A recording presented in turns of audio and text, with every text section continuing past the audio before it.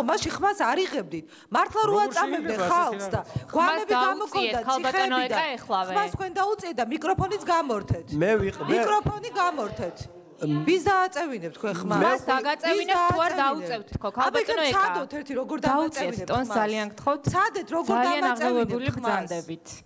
მე ყოველთვის ვამბობდი რომ იყო წამება. მიკროფონის გამორთეთ და თუ წესრიგს არ დაიცავთ გარეთაც გაგაბრძანებენ. აი ესეა ეგ. ქალბატონ ჩიორა. წამების ფაქტებს როცა ჩადიოდით, ხმა მაშინ ამოგეღოთ. მორალური უფლება არ გაქვთ მაგაზე ილაპარაკოთ არც ერთმა.